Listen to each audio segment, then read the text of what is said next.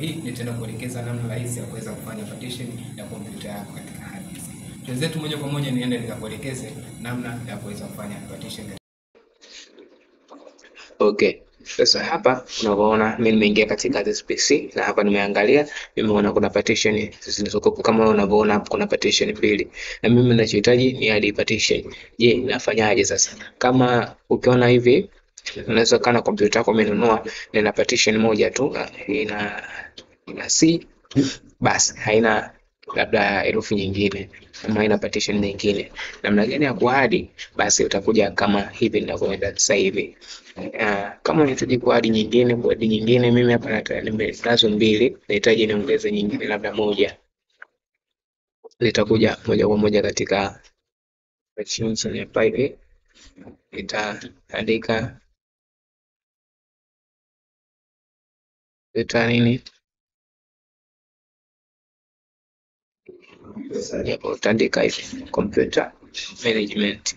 Ukiandika computer management itakuletea hapo moja kwa moja, utakuja hapa katika disk management. Disk management, ukibonyeza disk management basi itakuletea hivyo, itakuletea page nyingine. Alafu wewe naona hapa nina C pamoja na E. C pamoja na E. Mimi nahitaji kuongeza kuzigawa hizi hapa katika nizigawa hizi za C za E. Kwa nikitaka kuzigawa nitabonyeza right click. So right click nitakuja kwenye link nitabonyeza okay. Then hapa nitachagua angalia size ambayo nahitaji mimi. Kwa hapa mimi nitaweka, tapunguza, nitaweka labda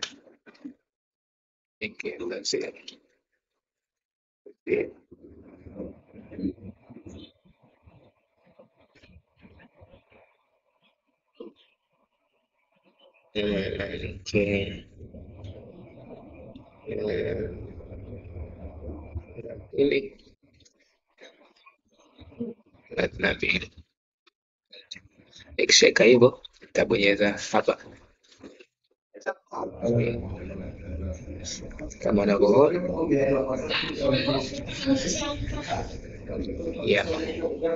Imetokea hapa, mwana bebe imetokea hapa. For the next, kama unahitaji jina, nitajeneka jina na herufi kama hivi, nitabonyeza right click, then nitaenda kwenye new sample, then nitabonyeza next.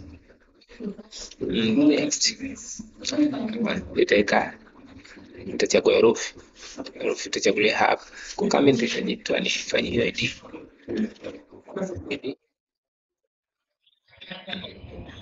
nitaji ID, bonyeza next. Then kama nibadilishe jina, hapa niliandika data, hii niliandika data hapa, basi nitaandika jina langu Frank.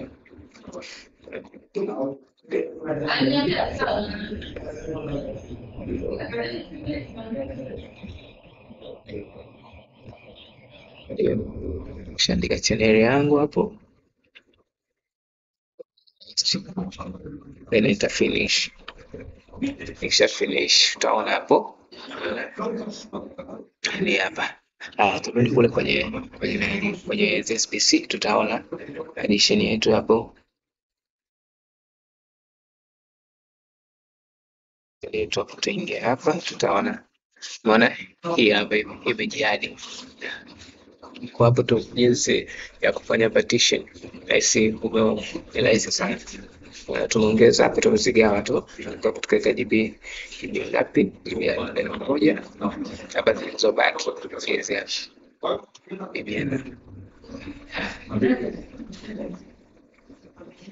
kwa ni rahisi. So kama hivyo nilifundisha, ukiwa unaelewa rudia hii video, basi itakupa maelekezo zaidi. Naamini hasa mfano nikihitaji pia kuiondoa hii ambayo nimeiunda, nahitaji kuiondoa, Nitarudi tena katika risk management hapa. Risk management hii hapa ambayo hadi nitabonyeza right click. So bonyeza right click, nitabonyeza delete value.